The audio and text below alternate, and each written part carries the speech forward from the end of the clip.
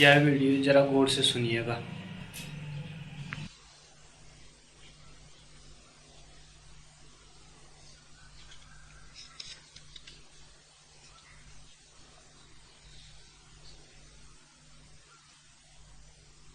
पहला प्रश्न, शुभ क्या है और अशुभ क्या है? फिर शुभ शुभ के पार क्या है?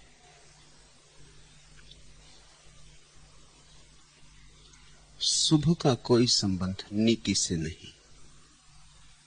नीतियां अनेक हैं, शुभ एक है। हिंदू की नीति एक, मुसलमान की नीति दूसरी, जैन की नीति तीसरी। इसलिए नीतियां तो मान्यताएं बदलती रहती, उनका कोई शाश्वत मूल्य नहीं। जो कल अनैतिक था आज नैतिक हो सकता है, जो आज नैतिक है कल अनैतिक हो जाए। जैसे महाभारत युधिष्ठिर को धर्मराज कहता है, और धर्मराज जुआ खेलने में जरा भी संकोच अनुभव नहीं करते। जुआ अनैतिक नहीं था, उन दिनों जुआ नैतिक था। धर्मराज के धर्मराज होने में जुआ खेलने से कोई बाधा नहीं आती, और छोटे मोटे जुआड़ी भी ना रहे होंगे, सब लगा दिया। सभी नहीं लगा दिया, पत्नी भी लगा दी। पत्नी कोई संपत्ति नहीं है, पत्नी के पास उतनी ही आत्मा है जितनी पति के पास। किसी को कोई हक नहीं है कि पत्नी को या पति को दांव पर लगा दे। दांव पर लगाने का मतलब है कि पत्नी को बेचने का हक था। इस देश में तो लोग कहते हैं स्त्री संपत्ति। ये बड़ी अनैतिक बात है। आज धर्मराज को धर्मराज कहना बहुत मुश्किल होगा। अगर धर्मराज धर्मराज है तो फिर अधर्मराज कौन है? ये बात ही बेहूदी है, असंस्कृत है, पर उस दिन स्वीकार थी, कोई अड़चन न थी। आज जो नैतिक है कल अनैतिक हो जाए। नीति बदलती है, इसलिए नीति के साथ शुभ को एक मत समझ लेना। शुभ शाश्वत है। शुभ न हिंदू का, न मुसलमान का, न जैन का, न ईसाई का। शुभ तो परमात्मा से संबंधित होने का नाम है। शुभ सांसारिक धारणा नहीं है, न सामाजिक धारणा है। शुभ तो अंतःछंद की प्रतीति है। सांडिल्य से पूछो या अष्टावक्र से या मुझसे, उत्तर यही होगा कि जिस बात से तुम्हारे भीतर के छंद में सहयोग मिले वह शुभ, और जिस बात से तुम्हारे भीतर के छंद में बाधा पड़े वह अशुभ। जिससे तुम्हारा अंतर संगीत बढ़े वह शुभ, जिससे तुम्हारा अंतर संगीत छिन्न भिन्न हो, खंडित हो, वह अशुभ। जिससे तुम समाधि के करीब आओ वह शुभ, और जिससे तुम समाधि से दूर जाओ वह अशुभ। कसौटी भीतर है, कसौटी बाहर नहीं। किसी ने पूछा है क्या मांसाहार शुभ है या अशुभ? कसौटी भीतर है। अगर मांसाहार से तुम्हारा ध्यान बढ़ता हो तो शुभ, अगर मांसाहार से ध्यान में बाधा पड़ती हो तो अशुभ।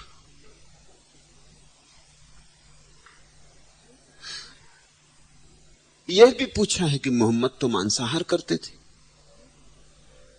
क्राइस्ट तो मांसाहार करते थे, फिर भी समाधि को उपलब्ध हुए।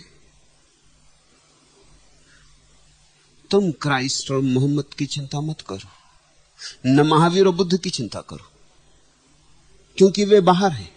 तुम अपना छंद देखो। कौन जाने महावीर पहुंचे कि नहीं पहुंचे, कौन जाने मोहम्मद पहुंचे कि नहीं पहुंचे, वह तो मान्यता की बात है, उसके लिए और कोई प्रमाण नहीं, वह तो विश्वास की बात है। एक बात सुनिश्चित हो सकती है कि तुम जिससे पहुंचो वह शुभ। तुम अपने भीतर परखो। मांसाहार करते समय तुम्हारी वृत्ति वैसी ही होती है जैसी शाकाहार करते समय, यह देखो, बस वही परखो। बाहर से बहाने मत खोजो, ये बहाना है। मांसाहार करना चाहते होगे तो बहाना खोज रहे हो कि मोहम्मद पहुंच गए तो मैं क्यों नहीं पहुंच जाऊंगा। इस तरह अपने को समझाओ मत, परखो, प्रयोग करो। मैं प्रयोग का पक्षपाती हूं, विश्वास का नहीं। तुम्हारा जीवन ही निर्धारक होगा। तुम अगर पाओ कि मांसाहार करने के बाद चित्त शांत होता है, चित्त में उद्वेग कम हो जाते हैं, क्रोध कम हो जाता है, हिंसा कम हो जाती, ईर्ष्या कम हो जाती, अहंकार कम हो जाता है, तो फिक्र छोड़ो महावीरों की और बुद्धों की, तुम मांसाहार करो। और अगर तुम पाओ कि मांसाहार करने से द्वेष बढ़ता है, घृणा बढ़ती है, वैमनस्य बढ़ता है, जीवन में उत्पन्न होता है गलत, जीवन के संबंध विषाक्त होते हैं, तो फिर फिक्र छोड़ो क्राइस्ट की और मोहम्मद की। वे जाने उनका, तुम अपनी फिक्र करो। तुम पाओगे कि मांसाहार करने से अड़चन आती,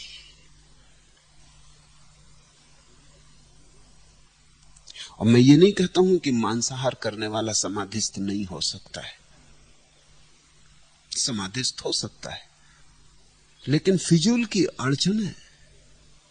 ऐसे समझो कि कोई आदमी पहाड़ चढ़ रहा है और गले से एक पत्थर बांधे हुए, चढ़ सकता है, कोई अड़चन नहीं है, ऐसी अड़चन नहीं, असंभव नहीं हो गई बात। पत्थर बांध के भी कोई चढ़ सकता है, लेकिन इसलिए तुम पत्थर बांध के चढ़ो, यह तो कोई तर्क ना हुआ। अपना ही बोझ चढ़ा लो तो बहुत है, पत्थर और किस लिए बांधते हो। फिर कोई चढ़ गया होगा, रहा होगा कोई राम मूर्ति जैसा कि छाती पर पत्थर तुड़वा लिए होंगे, लेकिन तुम्हारे पास वैसी छाती है, पत्थर से आधी टूटे छाती टूट जाएगी। फिर व्यक्ति व्यक्ति अलग है। किसी के भीतर एक तत्व जाकर आनंद उत्पन्न करता है, किसी के भीतर विषाद उत्पन्न करता है। व्यक्ति को परख भीतर से लेनी चाहिए, स्वयं के अतिरिक्त कहीं और कोई कसौटी नहीं। तुम पूछते हो शुभ क्या है? शुभ तुम्हारे छंद में बढ़ती जिससे हो, वही खाओ, वही पियो, वही उठो, वही बोलो, वही चलो, जिससे तुम्हारा भीतर का छंद बढ़े, जिससे भीतर की वीणा ठीक से बजे, जिससे तुम्हारे जीवन में एक उल्लास, एक हल्कापन, जिससे तुम्हें पंख लगे और तुम उड़ सको। अष्टावक्र का शरीर 8 जगह से टेढ़ा था, इसलिए उनका नाम अष्टावक्र। तुम ये तो नहीं पूछते कि मैं भी अपने शरीर को 8 जगह से टेढ़ा करूं, क्योंकि अष्टावक्र तो पहुंच गए, 8 जगह से टेढ़े थे, ऊंट जैसे रहे होंगे। इस कारण तुम अपने शरीर को 8 जगह से टेढ़ा तो ना करोगे। और मैं ये नहीं कहता हूं कि अष्टावक्र नहीं पहुंचे, जरूर पहुंचे, मगर ये फिजूल झंझट किस लिए लेनी है? भले चंगे पहुंच सकते हो तो 8 जगह से शरीर को तिरछा क्यों करना? जहां सुगमता से पहुंचा जा सके वहां व्यर्थ की बाधाएं क्यों खड़ी करना? शराब पीने वाले भी पहुंच जाते, इससे शराब पीने मत लग जाना। शराब पीने वाला पहुंचता है शराब पीने के कारण नहीं, शराब पीने के बावजूद। मांसाहारी भी पहुंचता है मांसाहार के कारण नहीं, मांसाहार के बावजूद। अष्टावक्र पहुंचते हैं 8 जगह से टेढ़े होने के कारण नहीं, 8 जगह से टेढ़े होने के बावजूद। 8 जगह से टेढ़े होने के कारण तो 1000 तरह की अड़चनें आती ही हैं। तुम सौभाग्यशाली हो अगर उन अड़चनों से बच जाओ। और फिर मैं दोहरा दूं कि मैं ये नहीं कह रहा हूं कि जिसने मांसाहार किया वो नहीं पहुंचा। नहीं तो राम भी नहीं पहुंचेंगे, क्षत्रिय घर में पैदा हुए थे। और रामकृष्ण भी नहीं पहुंचेंगे क्योंकि बंगाली घर में मछली तो चलेगी, बिना मछली के कहीं बंगाली का भोजन होता। फिर तो बहुत कम लोग पहुंचेंगे। सारी पृथ्वी तो मांसाहारियों से भरी। लेकिन तुम सौभाग्यशाली हो अगर शाकाहारी होने की सुविधा हो, क्योंकि शाकाहार तुम्हारी देह को निर्मल रखेगा, मन को ताजा और स्वच्छ रखेगा। शाकाहार तुम्हें हल्का फुल्का रखेगा, तुम भारी न हो जाओगे।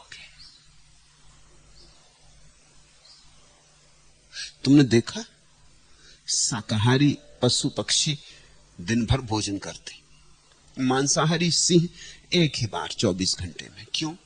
मांसाहार इतना भारी कि 24 घंटे पचाने में लग जाते। बंदर बैठा है वृक्ष पर, वो शाकाहारी है, वो दिन भर चलाते रहता है जो मिल जाए। क्यों? शाकाहार हल्का है, पत्थर की तरह नहीं पड़ जाता है। और देह जब भी भारी होगी तब आकाश में उड़ना कठिन होगा। देह जब भी भारी होगी तब ध्यान की ऊंचाइयां छूना कठिन होगा। असंभव नहीं कह रहा हूं, कठिन। तुमने देखा नहीं, जब तुम खूब भोजन कर लेते हो तो नींद आने लगती। उससे थोड़ा सा समझो, जब बहुत भोजन कर लिया तो नींद क्यों आती? जागृत रहना कठिन हो जाता है, शरीर इतना भारी हो गया कि सोना चाहता है। बहुत भोजन कर लेने के बाद ध्यान करने नहीं बैठ सकोगे। ध्यान करोगे झपकी खाओगे, नींद आ जाएगी। इसलिए तो लोगों ने उपवास की प्रक्रिया खोजी। हल्के पेट, खाली पेट जैसा ध्यान लग सकता है, वैसा भरे पेट नहीं लग सकता। तुमने भी देखा है, तुमने सोचा नहीं है जीवन के बाबत। जिस दिन बिना भोजन किए रात सो, तुम्हें पता चल जाएगा नींद नहीं आती, नींद मुश्किल हो जाती। नींद के लिए भोजन जरूरी है। ध्यान तो नींद से विपरीत दशा है। ध्यान जागरण की दशा है। तो मैं तुमसे ये नहीं कहता कि तुम भूखे रहो, क्योंकि ज्यादा दिन भूखे रहोगे तो घातक हो जाएगा। मैं तुमसे ये भी नहीं कहता कि तुम बहुत भारी भोजन करो। मैं तुमसे यही कहता हूं, सम्यक आहार इतना करो जिससे शरीर आनंद से चले, नाचता हुआ चले, न ज्यादा न कम। और ध्यान रखो, क्योंकि तुम जो भी कर रहे हो उसके परिणाम है। एक आदमी किसी पशु की हत्या करके भोजन कर रहा है। ये भोजन बहुत महंगा हो गया। पशु की हत्या करने में इसे कठोर तो हो ही जाना पड़ेगा। फिर चाहे कोई और इसके लिए करे, इसे पता तो है कि मेरे लिए की जा रही है। एक प्राण नष्ट किया जा रहा, एक देह खंडित की जा रही। तुम कर पा रहे हो सिर्फ भोजन के लिए, और भोजन जबकि और ढंग से भी हो सकता था। अपरिहार्य नहीं थी यह हत्या, ये बचाई जा सकती थी। तो तुम कठोर हो रहे हो। अब इस कठोर हृदय में करुणा कैसे पैदा होगी? ये ऐसा ही हो गया कि झरने के मार्ग में एक चट्टान रख दी। हां, कभी कभी झरना चट्टान को तोड़ के भी बह आता है। ऐसा ही मोहम्मद में हुआ होगा, झरना चट्टान को तोड़कर बह आया। लेकिन सदा ऐसा नहीं होगा। मोहम्मद का झरना बड़ा रहा होगा, छोटी मोटी चट्टान की परवाह नहीं की। अब कौन जाने तुम्हारा झरना कितना बड़ा है। हो सकता है छोटा मोटा झरना हो, पत्थर रोक ही दे सदा को, झरना बंद ही रह जाए, बहे ना, सागर तक पहुंचे ना। तुम्हारा जीवन व्यर्थ हो जाए। सदा अपने भीतर जांचो, परखो शुभ क्या है जिससे तुम्हारा जीवन छंद सधे, जीवन वीणा से स्वर उठे, जितने संगीतपूर्ण हो सके, तुम्हारी श्वास प्रश्वास जितनी संगीत से भर सके उतना शुभ। शास्त्रों से मत तौलना, अपने भीतर के संगीत से परखना। और एक बार तुम्हें यह कसौटी हाथ लग जाए तो जल्दी ही तुम अनुभव करने लगोगे कि जीवन में क्रांति होनी शुरू हो गई। क्योंकि जानकर कौन अपने पैर पर कुल्हाड़ी मारता है? जानकर कोई नहीं मारता। अनजाने चोट लग जाए एक बात। तुमने पूछा और अशुभ क्या है? अशुभ शुभ से जो विपरीत है, जिससे तुम्हारा छंद भंग होता है, जिससे तुम्हारे भीतर का रस छिन्न भिन्न होता है, जिससे तुम्हारे भीतर की वीणा के तार टूट जाते, वही अशुभ है। तुम देखो किसी से झूठ बोले, झूठ बोलते ही तुम्हारे भीतर के तार संगीत पैदा नहीं करते। झूठ बोलो और तुम देखो, झूठ बोलते ही तुम सिकुड़ जाते हो, भयभीत हो जाते हो, डर जाते हो, पकड़े तो नहीं जाओगे, आज नहीं कल झूठ किसी की पकड़ में तो ना आ जाएगा। फिर एक झूठ बोलो तो उस झूठ को बचाने के लिए 1000 झूठ बोलने पड़ते, फिर पकड़े जाने की संभावना भी बढ़ती जाती। जितनी पकड़े जाने की संभावना बढ़ती उतना भय बढ़ता है, जितना भय बढ़ता है उतना झूठ बढ़ता है, जितना झूठ बढ़ता है और पकड़े जाने की संभावना बढ़ती। तुम फंस गए एक जाल में, अपने ही हाथ से जाल बुना, मकड़ी खुद ही फंस गई अपने जाल में। फिर निकलने का रास्ता नहीं सूझता, क्योंकि इतने झूठ बोल चुके हो। अब अगर सच बोले तो सारा जीवन अस्त व्यस्त हो जाएगा। एक और सही, एक और सही, एक झूठ बोलो, फिर झूठ की बड़ी संतान है। झूठ संतति नियमन में नहीं मानता, सत्य की संतान नहीं होती, सत्य ब्रह्मचारी। एक सत्य बोलो, पूरा हो गया, अपने में पूरा होता है, अब किसी और सहारे की जरूरत नहीं होती। और सत्य बोलकर निश्चिंत सो सकते हो, चिंता नहीं पकड़ती, सत्य की सुरक्षा नहीं करनी पड़ती, सत्य के लिए आयोजन नहीं करना पड़ता बचाने का। सत्य अपना प्रमाण है, सत्य के साथ हृदय निर्भर होता है, सत्य के साथ मन मौज में होता है, सत्य के साथ अभय होता है। और जहां अभय है और जहां मन मुक्त है वहां संगीत है, वहां छंद है, उसी छंद में शुभ है। अशुभ का अर्थ हुआ ऐसा कुछ मत करो जिससे तुम सिकुड़ते हो, ऐसा कुछ मत करो जिससे तुम्हें अपने को छिपाना पड़ता है, ऐसा कुछ मत करो जिसके कारण तुम नग्न नहीं हो सकते, ऐसा कुछ मत करो जिसके कारण तुम्हें अवरोध खड़े करने पड़े। बस इतना ही ध्यान रहे। मैं तुम्हें मूल कुंजी की बात कर रहा हूं, विस्तार की बात नहीं कर रहा हूं। मैं तुम्हें कोई गिना नहीं रहा हूं कि ये बातें शुभ हैं और ये बातें अशुभ हैं, क्योंकि गिनती हो नहीं सकती। जीवन विराट है, बहुत बड़ा है जीवन। 10 आज्ञाएं हैं यहूदियों की, मगर ऐसा मौका आ जाता है 11वीं की जरूरत पड़ती, तब क्या करोगे? फिर तो तुम ही निर्णय करोगे। 10 आज्ञाओं में कहीं दुनिया समाप्त होती? यहां रोज प्रतिपल नई आज्ञा की जरूरत पड़ती। इसलिए बजाय इसके कि मैं तुम्हें फेहरिस्त दूं कि यह करना शुभ है और यह करना शुभ है और यह करना शुभ नहीं, मैं तुम्हें सिर्फ रोशनी दे रहा हूं कि यह दिया संभालो। इस दिए में तुम्हें जो मार्ग दिखाई पड़े वो शुभ है, और जहां दीवाल दिखाई पड़े वहां से मत जाना। जाओगे ही क्यों? वहां सिर टूटेगा। सदगुरुओं ने सिद्धांत नहीं दिए हैं, सदगुरुओं ने दृष्टि दी है। सिद्धांत थोड़ी दूर काम पड़ सकते। ऐसा समझो एक अंधा आदमी तुमसे पूछता है कि मुझे स्टेशन जाना, कैसे जाऊं? तुम उसे सब समझा देते हो कि पहले बाएं रास्ते से चलना मील भर, फिर भी पक्का नहीं कि अंधा पहुंच पाएगा। अंधा आखिर अंधा है, कब मील पूरा हुआ कैसे जानेगा? आधा मील पर ही मुड़ जाए कि 1.5 मील तक चलता चला जाए। सदगुरु अंधे को सूचनाएं नहीं देते। सदगुरु कहते हैं ये अंजन लो, आंख पर आंच लो, इससे तुम्हें दिखाई पड़ेगा। फिर तुम खुद ही जानोगे। राह के किनारे पत्थर लगे हैं, वो इशारा बताते हैं कि स्टेशन कितनी दूर। तुम खुद ही पहुंच जाओगे। दृष्टि चाहिए। मैं तुमसे दृष्टि की बात कर रहा हूं।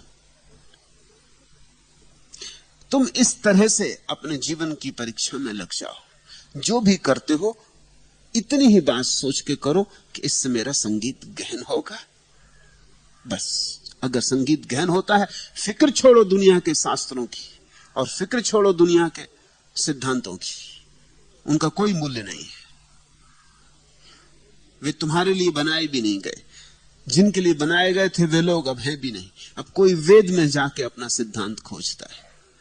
वेद 5000 साल पहले लिखे गए, और अगर लोकमान्य तिलक की माने तो 95,000 साल पहले लिखे गए। अगर लोकमान्य तिलक सही है तो वेद उतने ही व्यर्थ हो गए, ज्यादा व्यर्थ हो गए, क्योंकि 95,000 साल जिस आदमी से कहे गए थे वो आदमी अब नहीं। 5,000 साल भी काफी समय हो गया। जिंदगी बहुत बदल गई। जिंदगी ने नए रूप ले लिए, नए मोड़ ले लिए, जिन मोड़ों का कोई पता नहीं था वेद लिखने वालों को, हो भी नहीं सकता था।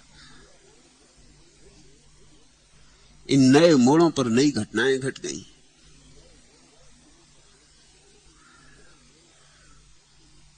अब जैसे समझो, जैन मुनि वाहन में नहीं चलता। ये बात महावीर के समय में समझ में आती थी, क्योंकि वाहन का मतलब था घोड़े जुते होंगे, बैल जुते होंगे। बैलगाड़ी होगी कि घोड़ा गाड़ी होगी, और तो कोई वाहन था नहीं। बैलों पर कोड़े पड़ेंगे। महावीर ने कहा यह हिंसा है, अपने पैर से जितना बन सके चल लो। ये जाति है। ये बैल पर सवार होना, ये घोड़े पर सवार होना जाति। ये तुम इन निरीह पशुओं के साथ अन्याय कर रहे हो। ये बात समझ में आती। इससे भीतर का छंद टूटेगा। जब भी तुम किसी को गुलाम बनाओगे, वो चाहे पशु हो, चाहे पक्षी हो, चाहे मनुष्य हो, जब भी तुम किसी को गुलाम बनाओगे, तुमने अपनी गुलामी का जाल रचा। तुमने जब किसी के लिए गड्ढा खोदा, गड्ढा तुम्हारे लिए खुदा। आखिर बैल का भी तो प्राण है, आत्मा है, संवेदना है। तुम मजे से बैठे हो, तुमको बैल ढो रहा है, जैसे बैल सिर्फ तुम्हें ढोने के लिए पैदा हुआ है। अगर बैलों की दुनिया होती तो तुम बैलों को ढोते, तुम जुते होते। ये बात ठीक थी। लेकिन अब जैन मुनि कार में भी नहीं बैठ सकता, क्योंकि वाहन का इंकार है। अब महावीर को कार का कुछ पता नहीं था कि एक दिन ऐसी घड़ी आ जाएगी कि न घोड़ा जुतेगा, न बैल जुतेगा। हार्स तो चला जाएगा, हार्स पावर आएगा, इसका कुछ पता नहीं था। अभी जैन मुनि अभी भी पैदल चल रहा है। अब ये बात जरा मूढ़ता की हो गई। अब कार में चलने में कोई अड़चन नहीं, कोई हिंसा नहीं। लेकिन घबराहट लगती उसे, उसके शास्त्र में लिखा है। शास्त्र के विपरीत कैसे जाए। शास्त्र सदा पैर की जंजीर हो जाते हैं। समय बीता कि पैर के जंजीर हुए। फिर उनमें तुम देखोगे तो उलझोगे। और दो ही उपाय बचते हैं फिर। एक उपाय तो बचता है उनकी मान के चलो और मूढ़ रहो, और दूसरा उपाय ये बचता है कि उनको ऊपर ऊपर मानते रहो, भीतर भीतर मत मानो, तब पाखंडी हो जाते। दोनों हालत में हानि होती।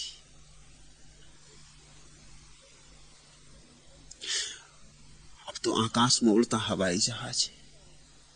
पैदल चल के जितनी हिंसा होती उतनी हिंसा भी नहीं होती। पैदल भी चलोगे तो पैर तो जमीन पे पड़ता है ना, कीड़े मकोड़े छोटे मोटे जीव जंतु तो दबते ही हैं। महावीर ने उसकी भी चिंता की है। सूखी जमीन में चलना, गीली जमीन में मत चलना, वर्षा में मत चलना, इसलिए वर्षा में जैन मुनि नहीं चलता। लेकिन हवाई जहाज में उड़ो, जमीन से कोई संबंध ही ना रहा। हेलीकॉप्टर में जाओ, न पैर पड़ेगा जमीन पर, न कोई कीड़ा मरेगा। फिर वर्षा हो कि गर्मी, कोई अंतर नहीं पड़ता। लेकिन जैन मुनि अटका है, क्योंकि वाहन, वो शब्द जान ले रहा है, ये भी वाहन है और वाहन का विरोध है। मैंने सिर्फ उदाहरण के लिए तुमसे कहा, शास्त्र सदा रुकावट का कारण हो जाते और निर्बुद्धि के लिए तो बहुत ज्यादा रुकावट के कारण हो जाते। गले की फांसी लग जाती, जीना असंभव हो जाता है। महावीर ने कहा रात भोजन मत करना, ठीक कहा। बिजली का उन्हें कुछ पता नहीं था। रात, अभी भी तुम जाओ इस देश के गांव में, ठेठ देहातों में जहां बिजली नहीं है, जहां केरोसिन का तेल भी मिलना मुश्किल है, इतनी सामर्थ्य भी नहीं कि केरोसिन का तेल खरीदें, लोग अंधेरे में भोजन करते। महावीर ने जब कहा तो सारे लोग अंधेरे में भोजन कर रहे होंगे। अंधेरे में भोजन करना जरूर खतरनाक है, खुद के लिए भी, कीड़े मकोड़ों के लिए भी, पतंगों के लिए भी, मच्छरों के लिए भी, और हिंसा हो जाएगी। हिंसा भी होगी और विषाक्त भी हो सकता है भोजन।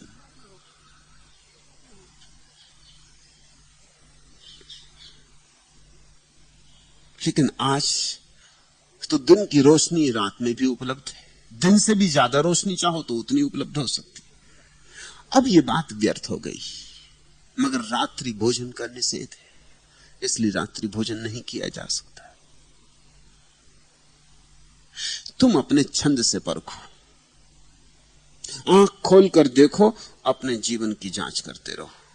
जहां तुम्हें लगे कि ये बात मेरे आनंद से जुड़ती है और इससे मेरा आनंद विकासमान होगा, वही शुभ, और जिससे तुम्हारा आनंद खंडित होता हो वही अशुभ। फिर पूछा है शुभाशुभ के पार क्या है? छंद बंधे तो शुभ, छंद टूटे तो अशुभ। और जब छंद ऐसा हो जाए कि टूटने की संभावना ही ना रहे, तुम ही छंद हो जाओ, छंद तुम्हारी नियति हो जाए, तुम्हारा स्वभाव हो जाए, तब शुभाशुभ के पार। फिर चिंता की भी जरूरत नहीं कि क्या करूं क्या ना करूं, फिर उस छंद से जो होता है वो सब ठीक ही होता है। साधु और संत की परिभाषा में यही भेद। असाधु वह जो अशुभ करता है, साधु वह जो शुभ करता है, संत वह जिससे शुभ होता है अशुभ नहीं होता। करने के पार चले गए। करने में तो सोचना पड़ता है, ऐसा करूं या ना करूं, निर्णय लेना पड़ता है, विकल्प होता है। विकल्प में कभी भूल भी हो सकती है, विकल्प में कभी चूक भी हो सकती है। आखिर विचार से ही किया जा रहा है, विचार में भ्रांतियां हैं। संत की दशा का अर्थ होता है अब ना शुभ की चिंता है ना अशुभ की चिंता। छंद ऐसा बंधा है कि अब टूट ही नहीं सकता। तुम संत को नरक में भी फेंक दो तो भी वो स्वर्ग में होगा। छंद ऐसा बंधा है कि अब नरक भी उसे तोड़ नहीं सकता। तुम संत को बाजार में बिठा दो तो भी उसके ध्यान में भंग नहीं। छंद ऐसा बंधा है, अब हिमालय की गुफा पर ही बैठने की कोई जरूरत नहीं, अब डर ही नहीं रहा। अब छंद से भेद नहीं रहा कि मैं अलग और छंद अलग संभाले रहूं। अब संगीतज्ञ अलग नहीं है, अब संगीतज्ञ अपना संगीत हो गया है। वो आखिरी दशा है, उसी को परमहंस कहा है। उसी को सांडिल ने भक्ति कहा है, परम भक्ति, जहां भक्त और भगवान एक हो जाते। पराभक्ति, जहां भक्त और भगवान एक हो गए, फिर कौन सी चिंता कि ऐसा करूं कि वैसा करूं। करने वाला रहा ही नहीं, अब भगवान करता है। अब तुम तो मिट ही गए। अब तो भूल हो ही नहीं सकती, क्योंकि बुनियादी भूल मिट गई, मैं होने की भूल ही मिट गई। उस मैं से और भूलें पैदा होती थी। अब चिंता की कोई जरूरत नहीं, अब निश्चिंत होकर जी सकते हो। इसलिए उस परम दशा में संत बालवत हो जाता है, छोटे बच्चे जैसा हो जाता है। ना कुछ शुभ है ना कुछ अशुभ है, उसे पता ही नहीं कि क्या शुभ है क्या अशुभ है।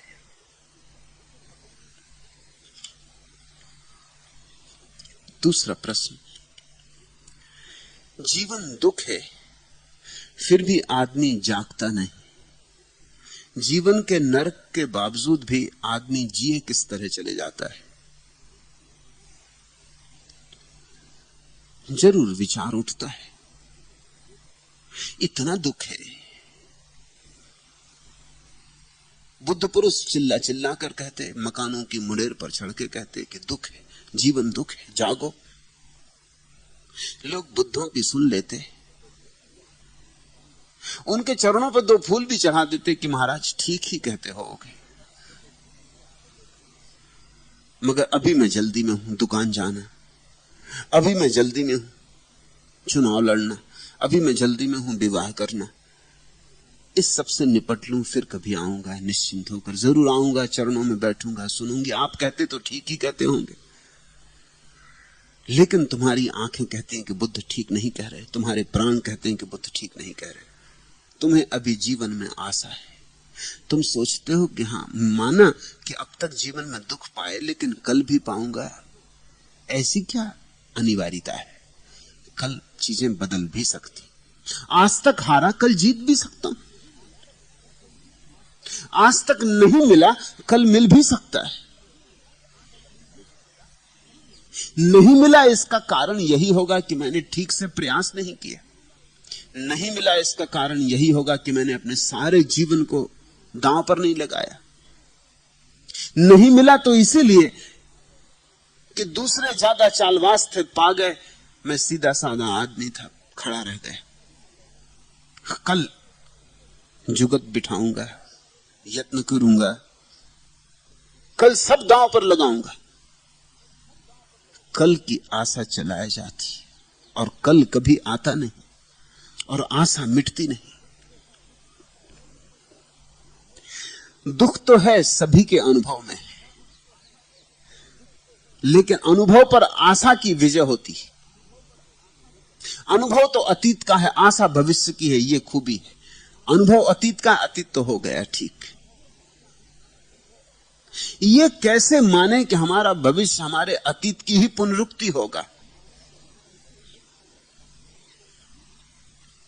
मन मानने को नहीं होता कि हमारा भविष्य, हम बच्चों को कहते भी। गजनी का मोहम्मद भारत आया, वो 17 बार हार गया। 17वीं बार हार के जब वो भाग गया था और एक गुफा में छिपा बैठा था, तो उसने देखा एक मकड़ी जाला बन रही। बैठा था, कुछ और काम भी ना था, तो देखता रहा। संयोग की बात की 17 बार धागा टूट गया और मकड़ी गिर गई, और 18वीं बार चढ़ी और धागा संभल गया और जाला बन गया। बैठे बैठे गजनी को लगा कि मैं भी 17 बार हारा, कौन जाने 18वीं बार जीत जाऊं। मकड़ी नहीं हारी, मैं क्यों हार गया हूं। उठाया, बाहर निकल आया, फिर जूझ पड़ा। हम बच्चों को समझाते हैं कि 18वीं बार गजनी जीता तो घबराओ मत, उत्साह मत खो, लड़े जाओ। लेकिन हम कभी ये नहीं पूछते कि गजनी जीत के भी क्या जीता। जो हार के हालत थी, क्या जीत के बदली? क्या गजनी सुखी हुआ? क्या गजनी ने आनंद जाना? क्या गजनी ने आत्मा पहचानी? क्या गजनी को समाधि का सुख मिला? मिला क्या? हार कर जैसा मरता और धूल में गिरता, वैसा ही जीत के भी मरा और धूल में गिरा। तो जीत जीत थी कहां? जीत में जीत कहां है? हम उदाहरण देते हैं लोगों को, क्योंकि हम सभी को महत्वाकांक्षा में चलाए रखना चाहते हैं। स्कूल में शिक्षक समझाते हैं, हारो मत, आज हार गए कल जीतोगे। मगर कोई ये नहीं पूछता कि जीत जो जाते हैं उनमें जीतता क्या है, हारों में और जीतों में भेद क्या है। दोनों एक से उदास और रिक्त और खाली, दोनों के भीतर की वीणा खंडित, दोनों के प्राण सूने, दोनों के प्राण में गंदगी। और अक्सर ऐसा हो जाता है कि जीते आदमी की हार हारे आदमी से ज्यादा होती। इसे थोड़ा समझना, क्योंकि हारे आदमी को अभी लगता है कि शायद जीत जाऊंगा, जीते आदमी को तो पक्का पता चल जाता है कि जीत के भी जीत होती नहीं। इसलिए तो बुद्ध और महावीर राजपुत्र महलों को छोड़कर, साम्राज्यों को छोड़कर चले गए, क्योंकि देखा कि महलों में भी महल नहीं है और धन में भी धन नहीं है और यश में भी कुछ मिलता नहीं। सब कोरी बातचीत है, सब अफवाहें हैं। कितने लोग तुम्हें जानते हैं, इससे क्या होगा? 10 लोग जानते हैं, 10,000 लोग जानते हैं कि 10 लाख की 10 करोड़, इससे क्या होगा? तुम्हारे जीवन में इससे क्या रूपांतरण होगा? तुम कैसे बदल जाओगे इस बात से कि बहुत लोग तुम्हें जानते हैं? यश से भी क्या होता है? भीतर तो आदमी दरिद्र का दरिद्र, धन मिले तो दरिद्र, यश मिले तो दरिद्र, पद मिले तो दरिद्र। तुम जरा पद वालों की आंख में झांक के तो देखो, तुम जरा धनी की आत्मा को टटोल के तो देखो, तुम जिनको विजेता कहते हो जरा उनकी हार को तो देखो, वे किस बुरी तरह हार गए। लेकिन आशा है,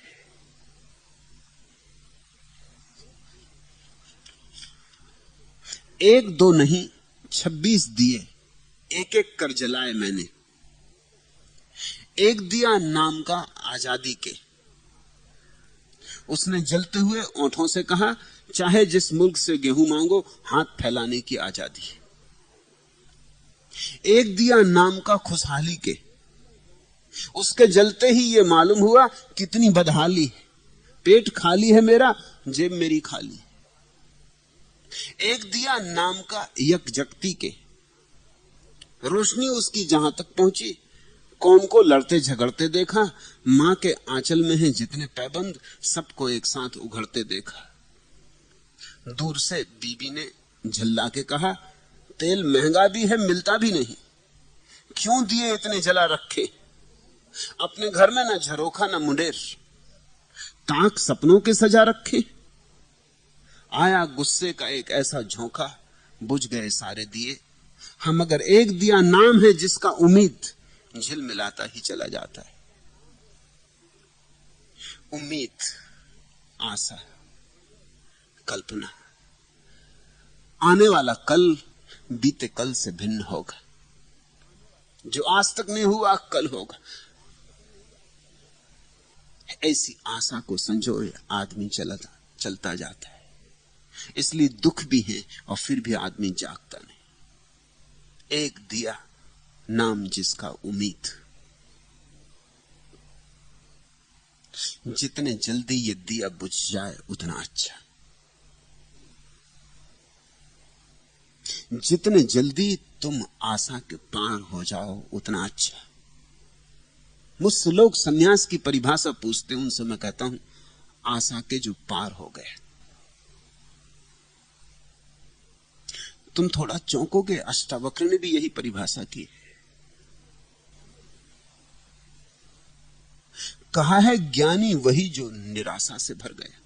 निराशा, हम तो इस शब्द से ही डरते, ये शब्द में घबराता। निराशा, ये शब्द बड़ा बहुमूल्य है।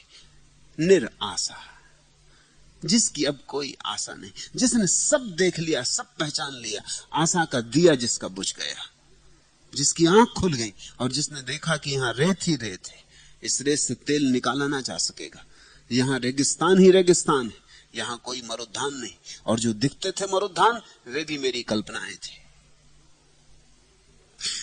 जो ऐसा आशा के पार हो गया। तुम जिसको निराशा कहते हो वही मेरी निराशा नहीं, वही अष्टावक्र की निराशा नहीं। फर्क समझ लेना, तुम्हारा भाषा कोश और अष्टावक्र का भाषा कोश निश्चित ही अलग होने वाला है। तुम निराशा कब कहते हो? जब तुम्हारी कोई आशा टूटती तब निराशा कहते हो। अष्टावक्र कहते हैं जब सब आशाओं से मुक्ति हो गई तब निराशा। एक आशा टूटी तुम दूसरी बना लेते हो। इस स्त्री से नहीं मिल सका सुख, तुम तत्क्षण दूसरी स्त्री की तलाश में लग गए। इस धंधे से नहीं मिला लाभ, तुम दूसरा धंधा खोजने लगे।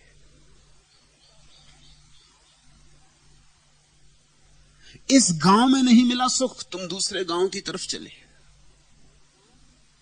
आशा एक तरफ टूटती है, तुम तत्क्षण दूसरी तरफ संजा लेते। दिया बुझ नहीं पाता कि तुम दूसरा दिया जला लेते। एक दिया जिसका नाम उम्मीद।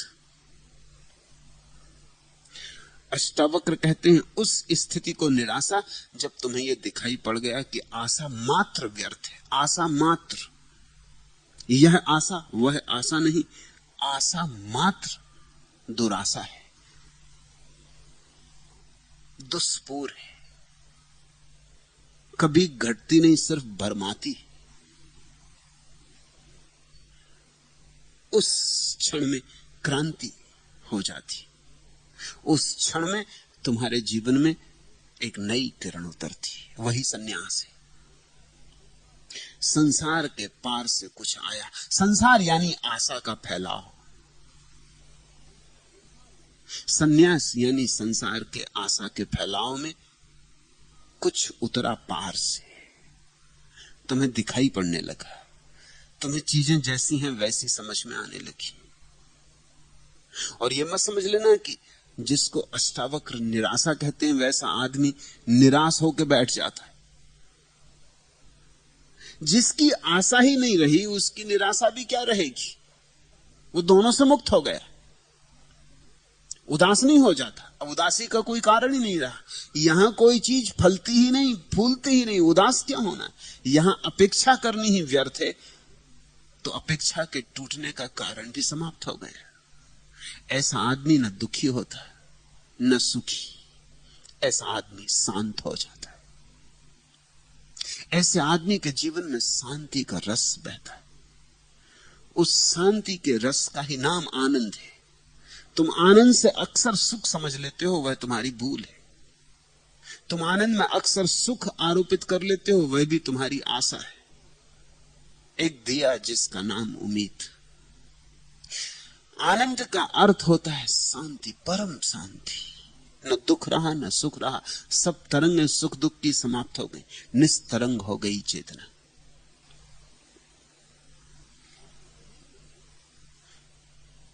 पूछा तुमने जीवन दुख है? तुम्हें नहीं दिखाई पड़ा है ऐसा अभी। ऐसा तुमने सुना बुद्धों को कहते कि जीवन दुख है। ये तुम्हारी अपनी प्रतीति नहीं, अपना साक्षात्कार नहीं, ये काम नहीं आएगा। ये उधार वचन तुम्हारी छाती में कांटा सा चुभेगा, फूल नहीं बनेगा। उधार वचन कांटे बन जाते हैं, छाती में चुभते हैं, चुभाते हैं, घाव बनाते हैं, लेकिन उनसे जीवन में आनंद की वर्षा नहीं होती। तुमने जाना जीवन दुख है कि तुमने सुना बुद्धों को कहते, कि तुमने मान लिया कि बुद्ध कहते तो ठीक ही कहते होंगे, क्यों कहेंगे गलत, जानकर कहा तो ठीक ही कहते होंगे। ये ऐसे ही है जैसे किसी ने मान लिया कि आग जलाती है क्योंकि और लोग कहते हैं कि आग जलाती। दूसरों का कहा हुआ कि आग जलाती है और अपना जाना हुआ कि आग जलाती, इसमें तुम्हें भेद दिखता है या नहीं? अपना जाना हुआ क्रांति कर देता है। तब आदमी कहते हैं दूध का जला छाछ भी फूंक फूंक के पीने लगता है। खुद जला हो।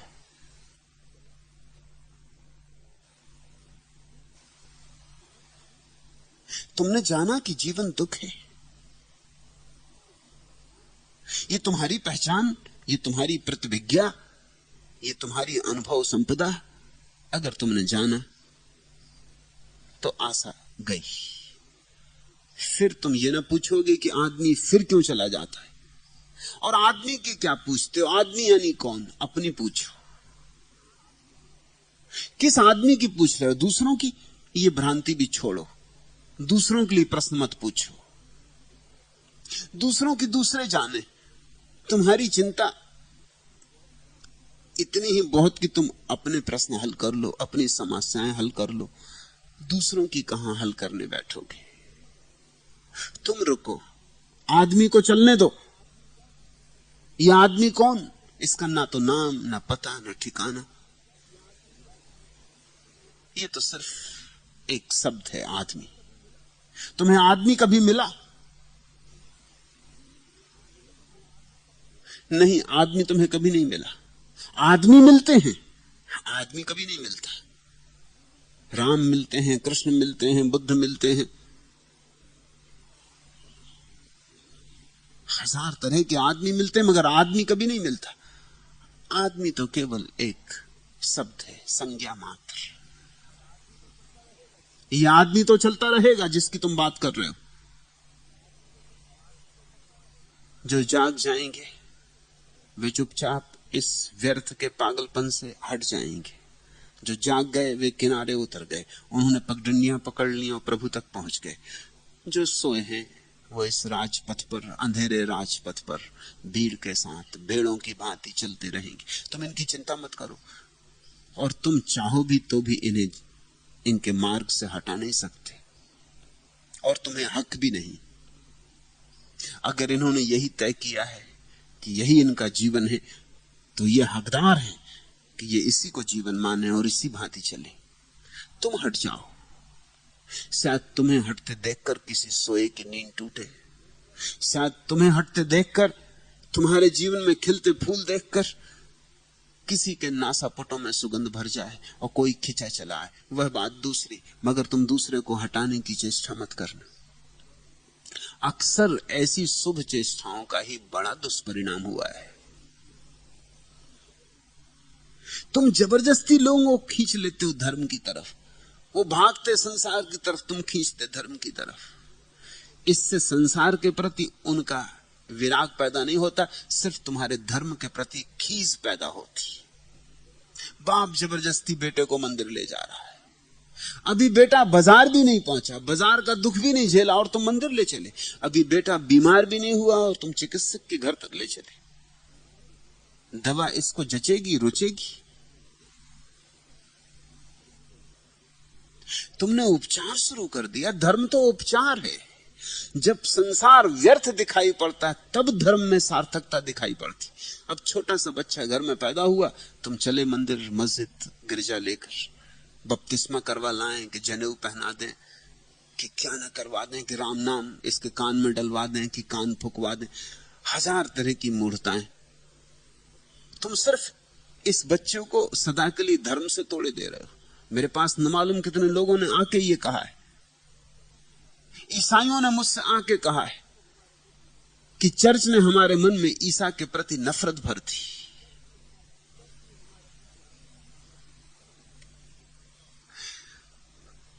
क्यों? क्योंकि बचपन से जबरदस्ती थोपा गया, आग्रहपूर्वक थोपा गया।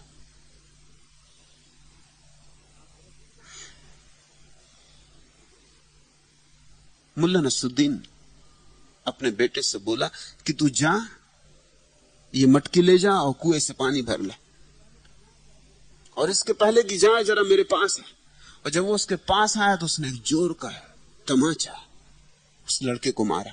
एक मेहमान घर में बैठे थे, वो तो कुछ समझी नहीं ये राज।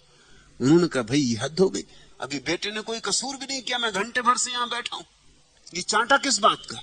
मुल्ला ने कहा ये चांटा इस बात का कि घड़ा मत फोड़ना।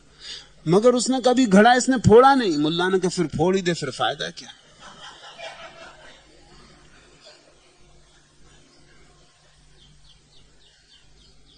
मगर अगर बेटे में थोड़ी भी प्राण होंगे तो जरूर फोड़ के आएगा, फोड़ना ही पड़ेगा। अगर बेटा बिल्कुल गोबर गणेश हो तो बात अलग, नहीं तो बेटा निश्चित जाके इस घड़े को फोड़ देगा कुएं पर। ये तो हद हो गई। अभी घड़ा फोड़ा नहीं और सजा मिल गई, अभी बीमारी ना थी और दवा मिल गई।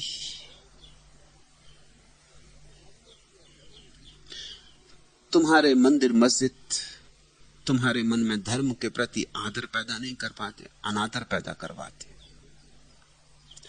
मंदिर और मस्जिद तो किसी को खोजते हुए जाना पड़ता है, बड़ी लालसा से, बड़ी अभीप्सा से। मंदिर और मस्जिद को तो टटोलना पड़ता है, सरक सरक कर, जीवन के अनेक अनेक कष्ट और कांटों को झेलकर मंदिर का फूल दिखाई पड़ता है, नहीं तो नहीं दिखाई पड़ता। जीवन के अंधेरे में खूब भोग कर भुक्त भोगी को ही मंदिर का दिया जलता हुआ दिखाई पड़ता है।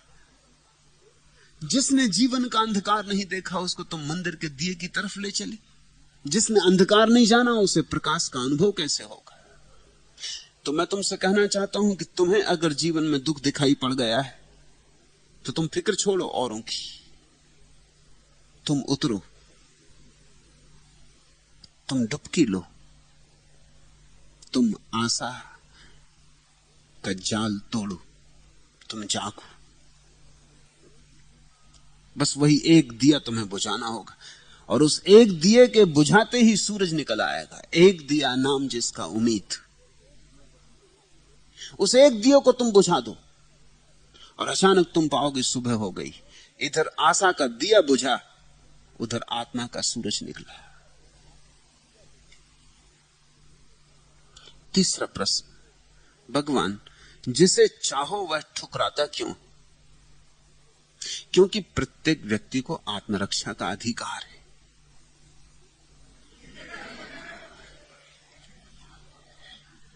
तुम्हारी चाहना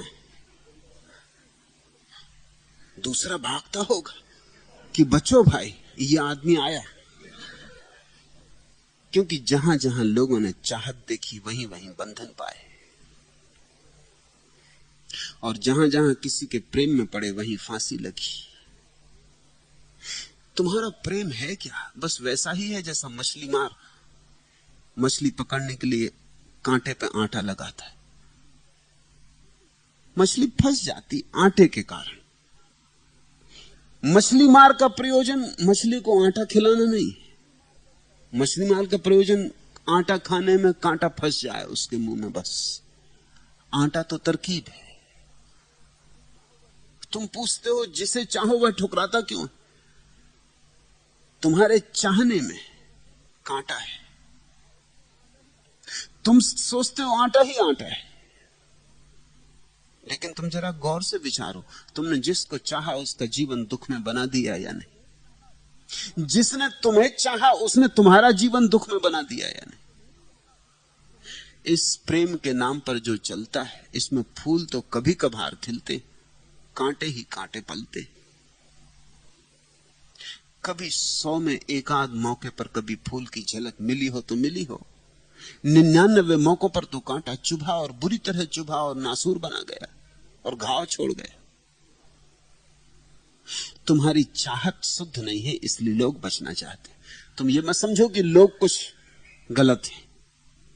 प्रश्न पूछने वाले की मर्जी यही है कि लोग कुछ गलत हैं, कि मैं तो इतना प्रेम का थाल सजा के आता हूं और लोग चले एकदम भागे, पुलिस को बुलाने लगते, और मैं तो सिर्फ प्रेम का थाल सजा के आया था। मैं तो कहता था आरती उतारूंगा आपकी। आप चले क्यों? तुम्हारे प्रेम के थाल में जहर है, हर वासना में जहर है। तुम अपनी वासना को प्रार्थना बनाओ, फिर कोई नहीं भागेगा, फिर लोग तुम्हें खोजते आएंगे, तुम्हारे पास बैठ के शांति पाएंगे, तुम्हारी छाया में विश्राम पाएंगे, तुम्हारी आंख उन पर पड़ जाएगी, वो धन्यभागी हो जाएंगे। तुम अपनी वासना को प्रार्थना बनाओ। क्या मतलब है मेरा वासना को प्रार्थना बनाने से? वासना में जो ईर्ष्या है उसे जाने दो, वासना में जो द्वेष है उसे जाने दो, वासना में दूसरे के शोषण करने की जो आकांक्षा है उसे जाने दो, वासना में दूसरे का मालिक बनने की जो वृत्ति है उसे जाने दो, और तब तुम्हारी वासना शुद्ध होकर प्रार्थना बन जाएगी। तब तुम दोगे और उत्तर में कुछ भी ना मांगोगे।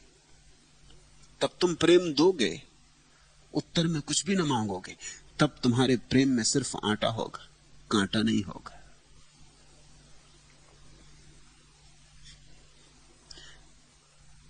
ये कुछ छोटी छोटी घटनाएं समझिए।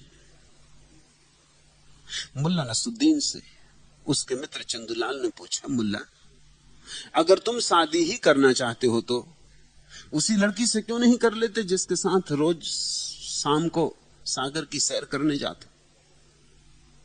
मुल्ला ने कहा, अगर मैं उसी से शादी कर लूंगा तब मेरी शामें कैसे कटेंगी?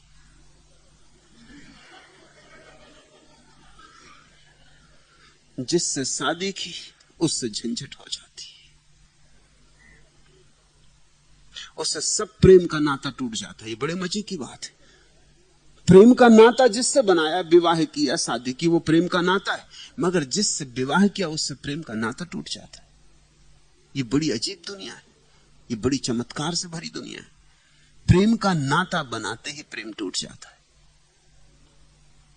क्योंकि प्रेम के नाम पर जो सब सांप बिच्छू छिपे बैठे थे अभी तक पिटारे में, सब निकलना शुरू हो जाता। इधर विवाह की बांसुरी बजी कि उधर निकले सब सांप बिच्छू। वो सब जो छिपे पड़े थे कहते थे, बच्चू जरा रुको, जरा ठहरो, ठीक समय आने दो, एक बार गठबंधन हो जाने दो, एक बार छूटना मुश्किल हो जाए, फिर असलियत प्रकट होती। तुम्हारा भी सब रोग बाहर आता, जिससे तुमने प्रेम किया उसका भी सब रोग बाहर आता। धीरे धीरे पति पत्नी के बीच सिवाय रोग के आदान प्रदान के और कुछ भी नहीं होता।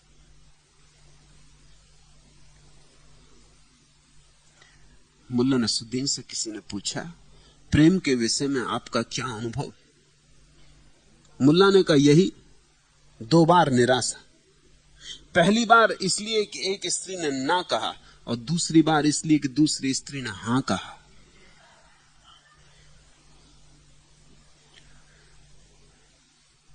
हर हालत में निराशा है। स्त्री मिल जाए तो निराशा है, स्त्री न मिले तो निराशा, पुरुष मिल जाए तो निराशा, न मिले तो निराशा।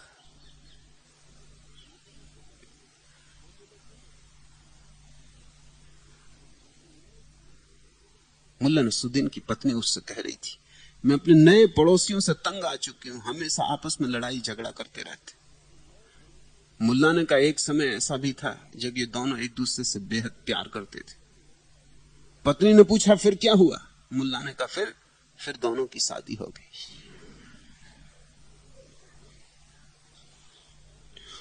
और मुल्ला से किसी ने पूछा, तुमने कैसे उस औरत से विवाह करने का निश्चय कर लिया है? वह सुंदर हो सही, मगर तुम्हें पता है नसरुद्दीन, उसके पिछले 5 पति पागल खाने में। मुल्ला ने कहा, छोड़ो, मुझे डरवाने से रहे। शायद तुम्हें भी पता नहीं कि बंदा पागल खाने से लौट चुका है, अब मुझे कोई पागल खाना भेज नहीं सकता। अब तुम पूछते हो, जिसे चाहो वह ठुकराता क्यों? पागल खाने न जाना चाहता होगा। अनुभव जीवन का आदमी को डरा देता। बुद्धिमान होगा जो तुम्हें ठुकरा देता। तुम अपने प्रेम को परखो, फिर से देखो, तुम्हारे प्रेम में कुछ गलत छिपा है। तुम्हारे प्रेम के वस्त्रों में जंजीरें, प्रेम का आवरण है, भीतर कुछ और है। तुम किसी के मालिक होना चाहते हो, तुम किसी पे कब्जा करना चाहते हो, तुम किसी को वस्तु की तरह उपयोग करना चाहते हो। कोई नहीं चाहता कि उसका उपयोग किया जाए, क्योंकि जब भी किसी का उपयोग किया जाता है उसका अपमान होता है। कोई नहीं चाहता कि कोई उसका मालिक हो, क्योंकि जब भी कोई किसी का मालिक हो बैठता है तब उस व्यक्ति को अपनी आत्मा को खोना पड़ता है। कोई नहीं चाहता कि परतंत्र हो। प्रेम तो लोग चाहते हैं, लेकिन परतंत्रता नहीं चाहते। और तुम्हारे सब प्रेम में परतंत्रता छिपी हुई, वो अनिवार्य शर्त है। वो ऐसी शर्त है कि लोग डरने लगे, लोग भयभीत होने लगे, लोग घबराने लगे। तुम अपने प्रेम को शुद्ध करो, तुम उसे प्रार्थना बनाओ, तुम दो और मांगने की इच्छा मत करो, और तुम जिसे दो उस पर कब्जा ना करो, और तुम जिसे दो उससे अपेक्षा धन्यवाद की भी मत करो, उतनी अपेक्षा भी सौदा है। और तुम दो क्योंकि तुम्हारे पास है, और मैं तुमसे कहता हूं कि तुम अगर दोगे तो 1000 गुना तुम्हारे पास आएगा, मगर मांगो मत। भिखमंगों के पास नहीं आता, सम्राटों के पास आता है। जो मांगते हैं उनके पास नहीं आता। तुम मांगो ही मत। एक बार यह भी तो प्रयोग करके देखो कि तुम चाहो और दो, मगर मांगो मत। नेकी कर और कुएं में डाल, पीछे लौट के ही मत देखो, धन्यवाद की भी प्रतीक्षा मत करो, और तुम पाओगे कितने लोग तुम्हारे निकट आते, और कितने लोग तुम्हारे प्रेम के लिए आतुर, कितने लोग तुम्हारे पास बैठना चाहते, कितने लोग तुम्हारी मौजूदगी से अनुग्रहित है। मगर अभी तुम्हारी मौजूदगी बड़ी जहर भरी है। अभी जब भी तुम हाथ फैलाते हो दूसरे डरने लगते, क्योंकि तुम्हारे हाथ में उन्हें फांसी का फंदा दिखाई पड़ता है।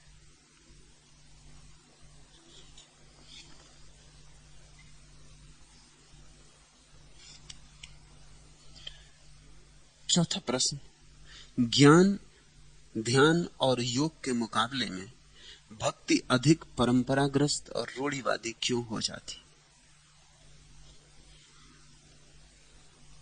प्रश्न महत्वपूर्ण है। पहली बात, भक्ति स्त्रीण हृदय की भंगिमा है।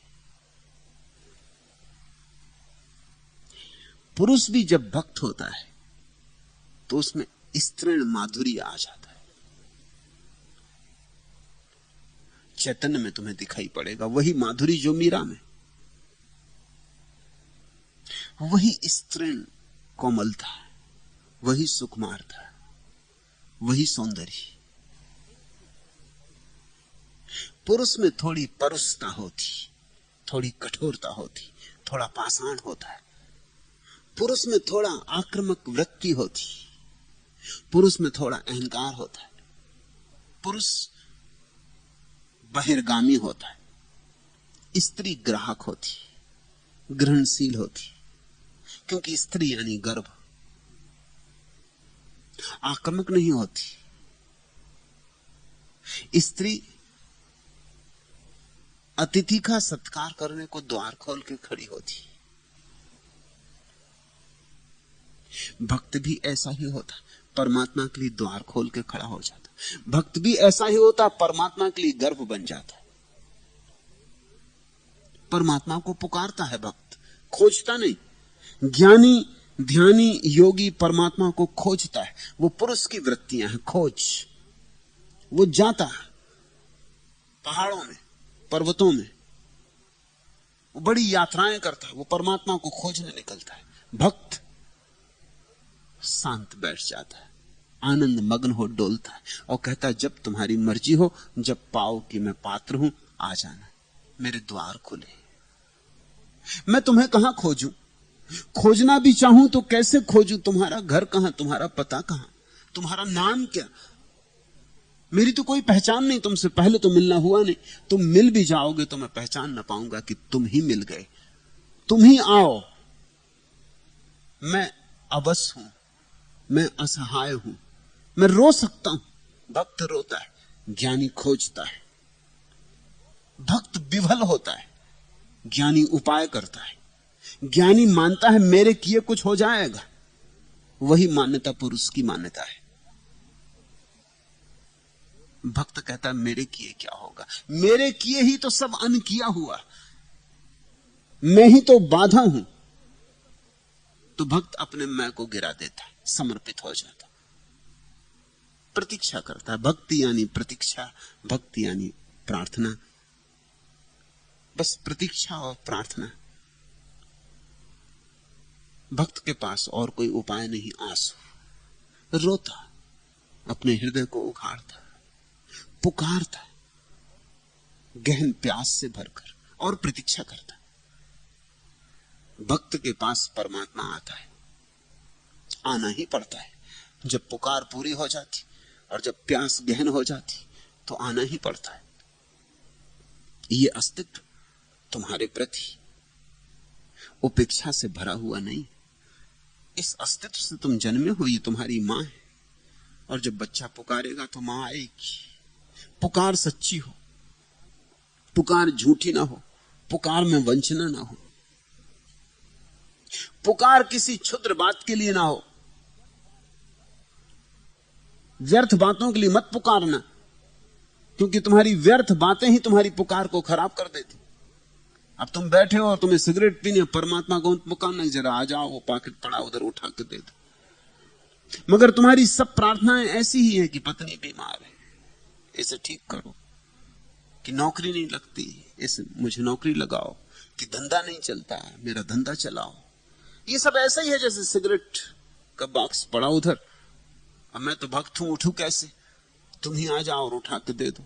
और अगर ना आए तो याद रखना, फिर कभी प्रार्थना ना करूंगा, फिर मेरा भरोसा ही टूट जाएगा, फिर मेरी श्रद्धा ही खंडित हो जाएगी। एक अवसर देता हूं, अपने को सिद्ध कर लो। ये भक्ति नहीं है। भक्ति कुछ नहीं मांगती। भक्ति कहती तुम्हारी मौजूदगी, तुम्हारी कृपा की एक किरण बस काफी है, अनंत अनंत काल के लिए तृप्त कर जाएगी। तुम्हारा एक झरोखा खुल जाए, तुम्हारा एक झोंका आ जाए, एक बूंद मेरे कंठ में गिर जाए तुम्हारी, बस सदा के लिए मैं तृप्त हो जाऊंगा, कुछ और नहीं चाहिए।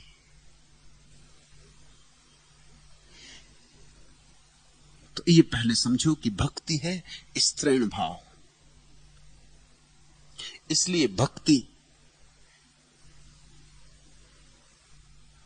परंपरागत और रूढ़िगत दिखाई पड़ती, क्योंकि स्त्रियां बड़ी सहज हैं, प्राकृतिक है। इसलिए शास्त्रों ने स्त्री को प्रकृति कहा है, पुरुष के विपरीत। प्रकृति तुम देखते हो कितनी परंपराग्रस्त है। प्रकृति में तुमने कभी देखा कुछ बदलते? सब वही है, सब वैसा ही है। प्रकृति का वर्तुल एक गति से घूमता रहता है। वर्षा आई, फिर सर्दी आएगी, फिर गर्मी आएगी, फिर वर्षा आ जाएगी, एक वर्तुल है। ऐसा ही सदा हुआ, ऐसा ही सदा होता रहा, ऐसा ही सदा होता रहेगा। वसंत आया और फूल खिल गए और पतझड़ में पत्ते गिर गए। ऐसा ही सदा होता रहा, ऐसा ही सदा होता है, ऐसा ही सदा होगा। इसको ही लाओत्सो ने ताओ कहा है और वेदों ने रित। इसको ही बुद्ध ने धम्म कहा है। भक्त तो प्राकृतिक है। जैसे सुबह होती सूरज निकलता, प्रकाश फैलता, तारे खो जाते। सांझ होती सूरज डूबता, प्रकाश खो जाता, तारे उगाते। ऐसा सदा से होता रहा है। ऐसी ही भक्ति है शाश्वत, सनातन। अगर दुनिया में कोई सनातन धर्म है तो भक्ति। हिंदू से सनातन धर्म का कुछ लेना देना नहीं है। सनातन धर्म तो एक है, भक्ति। ध्यान विद्रोही है, भक्ति सनातन है। ध्यान नई नई विधियां खोजता है, क्योंकि ध्यान में विधियां होती हैं, जहां विधियां होती हैं वहां नई खोजी जा सकती। भक्ति में कोई विधि नहीं है, भक्ति तो निर्विधि है। जहां विधि नहीं है वहां नई विधि कहां से लाओगे? भक्ति तो भाव है, विधि नहीं। तुमने कभी सोचा कि प्रेम कितना परंपरागत है? ज्ञान परंपरागत नहीं होता। ज्ञान बढ़ता है, फैलता है। बहुत सी बातें थी जो बुद्ध को पता नहीं थी, वो आइंस्टीन को पता है। और बहुत सी बातें जो महावीर को पता नहीं थी, वो एडिंगटन को पता है। आदमी ज्ञान में रोज रोज नई राशि बढ़ाता जाता। लेकिन क्या तुम सोचते हो कि प्रेम में ऐसी कुछ बातें थी जो मीरा को पता नहीं थी और आइंस्टीन को पता है? गलत। प्रेम के संबंध में पहले प्रेमी को जो पता था वही अंतिम प्रेमी को भी पता होगा, कोई फर्क नहीं पड़ेगा। प्रेम सनातन है। ज्ञान बदलता है, इसलिए ज्ञान सामयिक होता है। जो आज ज्ञान है कल अज्ञान हो जाएगा। ज्ञान का कोई भरोसा नहीं है। ज्ञान तो पानी पे खींची लकीर है, प्रेम पत्थर पे खींची लकीर है, मिटती नहीं। प्रेम ही लकीर है जो शाश्वत है। ज्ञान तो तुम देखते हो कितनी जल्दी बदलता है। अब तो हालत ऐसी हो गई, इतनी तेजी से ज्ञान बदलता है कि जब तक विश्वविद्यालय की किताब में ज्ञान पहुंचता है तब तक वो तिथि वाह हो जाता, आउट ऑफ डेट हो जाता। तुम जान के ये हैरान होगे कि पश्चिम में अब विज्ञान की बड़ी बड़ी किताबें नहीं लिखी जाती, लिखी नहीं जा सकती, क्योंकि जब तक तुम बड़ी किताब लिखो, बड़ी किताब लिखने में समय लगता है, तब तक तुम जो लिख रहे हो वो कुटा पिटा हो जाएगा। विज्ञान के तो छोटे छोटे लेख लिखे जाते, तो विज्ञान के पीरियडिकल्स होते, क्योंकि विज्ञान खुद ही पीरियडिकल है। उसकी तो पत्रिकाएं होती, जल्दी छापो। वैज्ञानिक पेपर पढ़ता है, किताब नहीं, कुछ पन्ने, क्योंकि इसके पहले की पुराना पढ़ जाए, कह दो, तुम्हारे कहते कहते ही पुराना पढ़ सकता है। ज्ञान तो रोज बदलता है, इसलिए ज्ञान पे कोई भरोसा करना मत, क्योंकि जो अभी ठीक है वो कल सही नहीं हो जाए। नई दवा आ गई और डॉक्टर कितने भरोसे तुम्हें दवा देता है और कहता है कि बस ये दवा काम करेगी, और 6 महीने बाद जाओ वही डॉक्टर दूसरी दवा दे रहा है। उससे पूछो भाई 6 महीने पहले का क्या हुआ, वो दवा जो बहुत काम करती थी क्या हुई? वो कहता वो पुरानी पड़ गई, अब वो काम नहीं करती। जो अब काम नहीं करती वो 6 महीने पहले कैसे काम करती थी, और जो अब काम कर रही 6 महीने बाद की कहानी क्या होगी? ज्ञान का कोई भरोसा नहीं। ज्ञान पानी पे बनी हुई बबूला है, रोज बनता रोज मिटता है। प्रेम शाश्वत है, इसलिए भक्ति में तुम्हें लगेगा ऐसा स्वभाव था कि भक्ति में क्यों परंपरागत मालूम होता। मीरा कहे भी तो क्या कहे, जो प्रेमियों ने सदा कहा वही कहेगी। हां, ज्ञानी आविष्कार कर सकते, ज्ञानी नए नए नई नई ईजादें कर सकते, मगर ईजाद आदमी की है, पिट जाएगी। और प्रेम परमात्मा का है, कितना ही पुराना हो फिर भी पुराना नहीं होता। तुम इसे ऐसा समझो कि ज्ञान जल्दी ही पुराना पड़ जाता है क्योंकि नया होता है। भक्ति पुरानी नहीं पड़ती, सदा नई रहती, क्योंकि नए पुराने का कोई संबंध ही भक्ति से नहीं जोड़ता।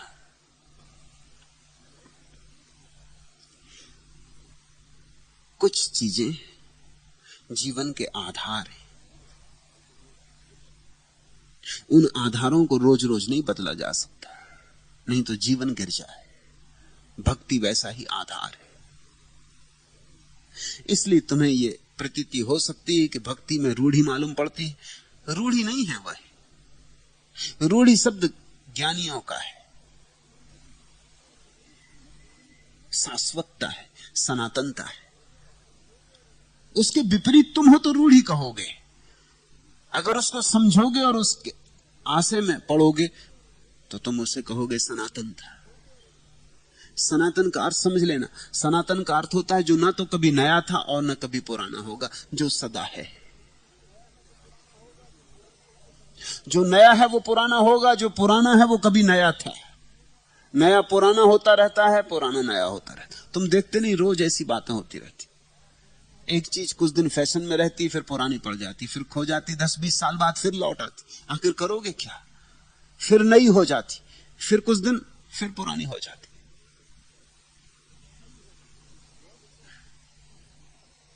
तुम गौर से देखो फैशन में क्या होता है। एक ढंग के कपड़े आज फैशन में हैं, कल पुराने पड़ गए। फेंक मत देना, संभाल के रख लेना। 10 साल बाद तुम पाओगे फिर फैशन में आ गए। 100 साल बाद किसी ओबेराय में विंटेज कपड़ों की प्रतियोगिता होगी, तब तुम लेकर अपना कोट पहुंच जाना कि 100 साल पुराना। देखते नहीं कि कोई अपनी फोर्ड टी मॉडल 1924 के लिए खड़ा है, विंटेज कार। अब उसकी बड़ी कीमत है, बड़ी पुरानी गाड़ी। अब वो बड़ी नई मालूम पड़ती कि अब 1924 की गाड़ियां कहीं दिखाई तो पड़ती नहीं, वो तो सब खो गई। अब किसी एक आध के पास बची, किसी के कबाड़ खाने में पड़ी, वो किसी तरह ठोक पीट कर उसे ले आता। बड़ी नई मालूम पड़ती, लोग देखने जाते। पश्चिम में कीमत बढ़ती जा रही पुरानी गाड़ियों की, जितनी पुरानी गाड़ी उतना पैसा लाती।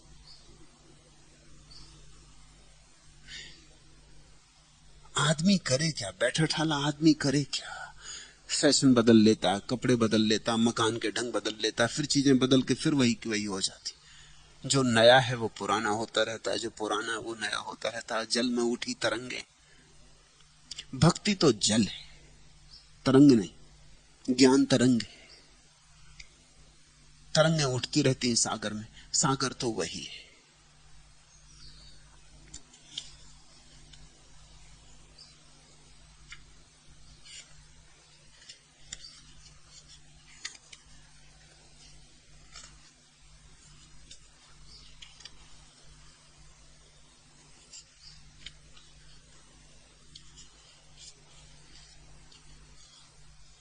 आखिरी प्रश्न,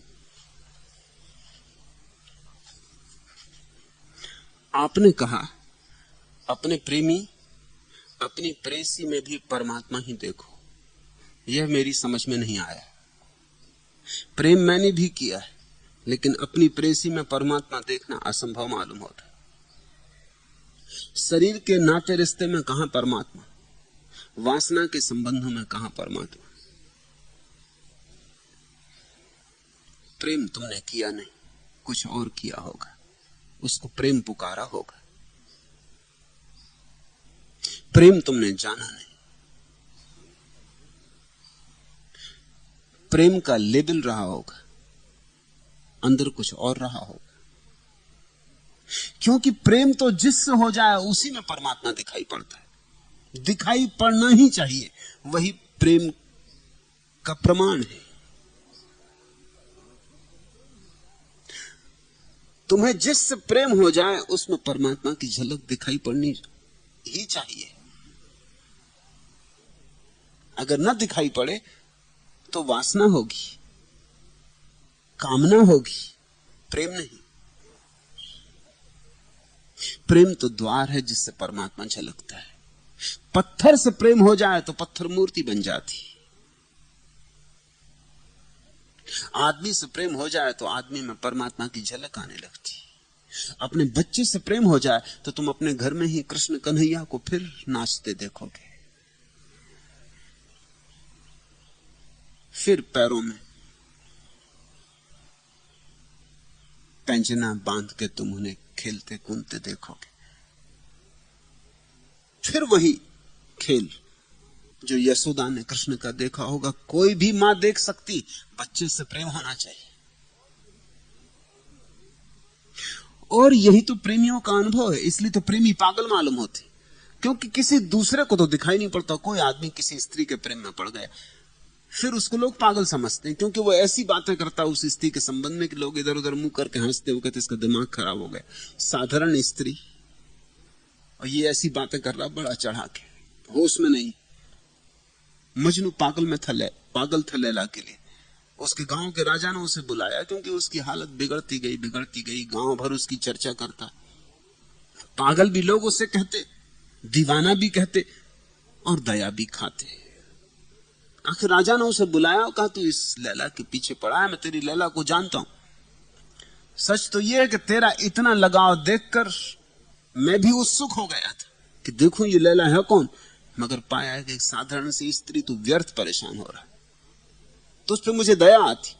तू महल के सामने से रोता निकलता, जब देख तेरे आंसू गिरते रहते। हर गली तूने भर दी गांव की, लैला लैला। मुझे तुझ पे इतनी दया आती कि तू मेरे राजमहल से कोई भी स्त्री चुन ले। उसने 12 युवतियां खड़ी करवा दी। सुंदरतम स्त्रियां थी राजमहल में, देश की सुंदरतम स्त्रियां थी। मजनू से कहा चुन ले। मजनू उनके पास गया, एक एक को इंकार करता गया। फिर आखिर में बोला लेकिन इन्हें लैला तो कोई भी नहीं। राजा हंसा, उसने कहा तू पागल है, तू निश्चित पागल है। लोग ठीक ही कहते, लैला इनके सामने कुछ भी नहीं। और मैंने तेरी लैला को देखा और मैं ज्यादा अनुभवी हूं। जिंदगी मैंने बहुत सुंदर स्त्रियां जानी, तूने अभी जाना क्या? जवान छोकरा है। मजनू ने कहा, आप कहते हैं ठीक ही कहते होंगे, लेकिन लैला को देखने के लिए मजनू की नजर चाहिए, उसके बिना कोई लैला को देख ही नहीं सकता। आपके पास मेरी आंख कहां? आपने अपनी आंख से देखा होगा, मेरी आंख से देखे तब लैला दिखाई पड़ेगी। इसलिए प्रेमी पागल मालूम होता है, क्योंकि किसी और को तो दिखाई नहीं पड़ता, प्रेमी को न मालूम क्या क्या दिखाई पड़ता है। तुमने प्रेमियों की कविताएं देखी? सुनो एक दो गीत। एक, दोस्त में दामन बचाता किस तरह,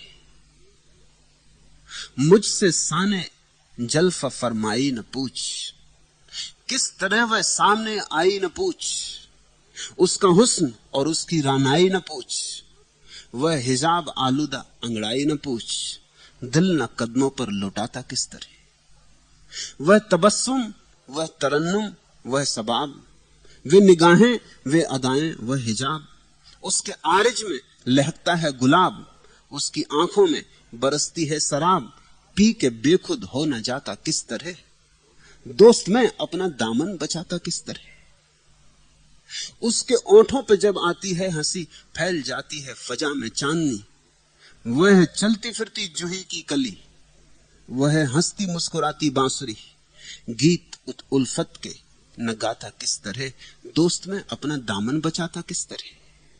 ढूंढता था हुस्न उसका तख्त ताज, मांगती थी उसकी रानाई खिराज, सुहनी का नाज, राधा का मिजाज, चाहती थी कर ले मेरे दिल पर राज, मैं भला आंखें चुराता किस तरह, दोस्त में दामन बचाता किस तरह।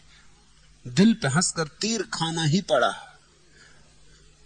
उसके आगे सर झुकाना ही पड़ा, होश मजबूरन गमाना ही पड़ा, जब्त का खिरमन जलाना ही पड़ा, और जलाता तो बुझाता किस तरह, दोस्त में दामन बचाता किस तरह। प्रेम जहां होगा वहां अपूर्व दिखाई पड़ने लगेगा, वहां साधारण विलीन हो जाता है, वहां हर चीज असाधारण हो जाती, वहां साधारण सी आंखें कमल के फूल हो जाती, साधारण सी देह में दीप्ति विराजमान हो जाती। प्रेम तुम्हें आंख देता है, उस आंख के कारण गहराई आती, गहराई के कारण हर एक के भीतर छिपा परमात्मा दिखाई पड़ता है। जिससे तुम्हारा प्रेम है उसमें तुम्हें परमात्मा दिखाई पड़ने लगता है। प्रेमी पागल नहीं है, प्रेमी के पास नई तरह की आंख है जो गहरे में देख पाती। भक्त ऐसा प्रेमी है जो एक के प्रेम में नहीं सबके प्रेम में पड़ गया, जो समग्र के प्रेम में पड़ गया। इसलिए वृक्षों में भी उसे वही दिखाई पड़ता, पत्थरों में उसे वही दिखाई पड़ता, लोगों में भी वही दिखाई पड़ता है, उसके अतिरिक्त और कोई दिखाई ही नहीं पड़ता। अपने भीतर भी वही, अपने बाहर भी वही। नहीं, तुमने प्रेम किया ही नहीं होगा, तुमने कुछ और किया, तुम उसे प्रेम समझ बैठे। तुमने अपने अहंकार को सजाया होगा, अहंकार को गंवाया ना होगा। अगर तुमने प्रेम से अहंकार को सजाया तो चूक जाओगे, अगर प्रेम में अहंकार को गंवाया तो तुम्हें ध्यान की पहली झलक मिलेगी। तुम पर निर्भर है सब। तुम जानते ही नहीं कि प्रेम का अर्थ होता है अपने को गंवाना, और जहां अपने को गंवाया वहीं से तो प्रार्थना की शुरुआत है। इस दूसरे गीत को सुनो। फिर तुम्हें लिख दूं धरा के भाल पर, फिर तुम्हें रच दूं गगन के गाल पर, हो गए मुझको बहुत से दिन तुम्हारी छवि संवारे, झर गए कितने धरा के फूल नभ के नील तारे, भूल बैठे रात दिन आलोक की पगडंडियों को, भूल बैठी है नदी सौंदर्य से जकड़े किनारे, फिर तरंगों को तुम्हारी बाह दूं, फिर कमल वन को तुम्हारी छाह दूं, है समय छिछला बहुत ओछा नशे के ज्वार जैसा, स्वप्न मेरा गुरु गहन है जागरण के सार जैसा, मुक्त चिर निर्बंध में मेरे उदय की भव्यता हो, इन घृणा के कंटकों में तुम दया की दिव्यता हो, राग बंधों का तुम्हें सत्कार दूं, पूर्ण अर्पण का अकंपित प्यार दूं, शुक्ल वर्णी ऋतु तुम्ही में आंक दूं, छोर सुषमा के तुम्ही में टांक दूं, मैं तुम्हें बांधूं गिरा के प्राण से, रूप श्री लालित्य के दिनमान से, फिर तुम्हें लिख दूं धरा के भाल पर, फिर तुम्हें रच दूं गगन के गाल पर। जब तुम किसी के प्रेम में पड़ोगे तो वहां से तुम्हें पहली भनक मिलेगी अस्तित्व के रहस्य की, वहां से तुम्हें पहली खबर मिलेगी कि जीवन ऊपर ऊपर नहीं है, जो ऊपर से दिखाई देता है उस पर समाप्त नहीं। जीवन की और गहराइयां हैं, जीवन के और तल है। दृश्य पर समाप्त नहीं है, जीवन अदृश्य है। प्रेमी को अदृश्य की भनक पड़नी शुरू होती, उसे शून्य के स्वर सुनाई पड़ने लगते, उसे दूसरे के हृदय की ऊष्मा अनुभव होने लगती। दो प्रेमी दो देहों का मिलन नहीं है, जहां दो देहें ही मिलती हैं वहां तो केवल काम है, प्रेम नहीं। जहां दो मन मिलते हैं वहां प्रेम की शुरुआत है, और जहां दो आत्माएं मिल जाती हैं वहां प्रेम की पूर्णता है, वहां भक्ति है।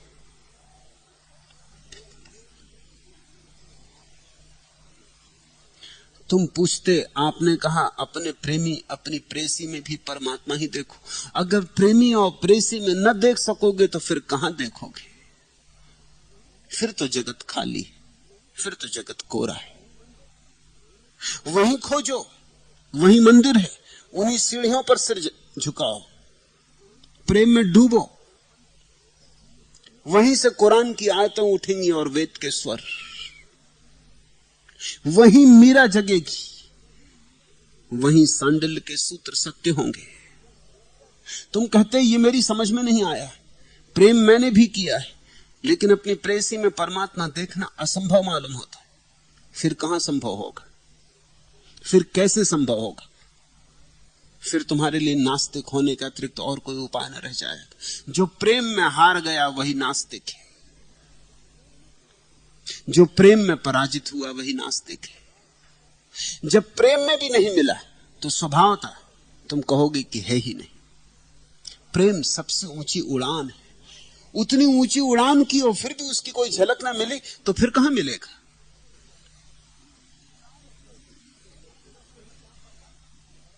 शरीर के नाते रिश्ते में कहां परमात्मा? परमात्मा शरीर में बसा है, नहीं तो शरीर ही नहीं होगा। नहीं तो लाश में और जीवित आदमी में फर्क क्या है? यही फर्क है कि एक में अभी परमात्मा चलता, बोलता, उठता, सोचता, एक में परमात्मा विदा हो गया। एक में घर खाली, एक में घर मालिक से भरा है। एक दिया जलता है, रोशनी है, और एक दिया बुझा है। जहां तक दियों का संबंध दोनों एक जैसे, लेकिन रोशनी के संबंध में भेद पड़ गया है। हर जीवित व्यक्ति में जीवन है, जीवन यानी परमात्मा, जीवन यानी ज्योति। जहां वृक्ष जी रहा है वहां परमात्मा है, जहां गति है वहां परमात्मा है। तुम कहते शरीर के नाते रिश्ते में कहां परमात्मा? परमात्मा का ही नाता रिश्ता है, सबसे छोटा है, पहली सीढ़ी है उस बड़े यात्रा की, लेकिन है तो उसी बड़ी यात्रा की पहली सीढ़ी। पहला सोपान भी है तो सोपान ही, उस पर रुक मत जाना, मगर उसकी निंदा भी मत करना, उस पर चढ़ना और पार जाना। वासना के संबंधों में कहां परमात्मा? वासना कीचड़ भरी है सच, मगर कीचड़ से कमल पैदा होते और वासना से ही प्रार्थना के फूल खिलते। आज इतना है।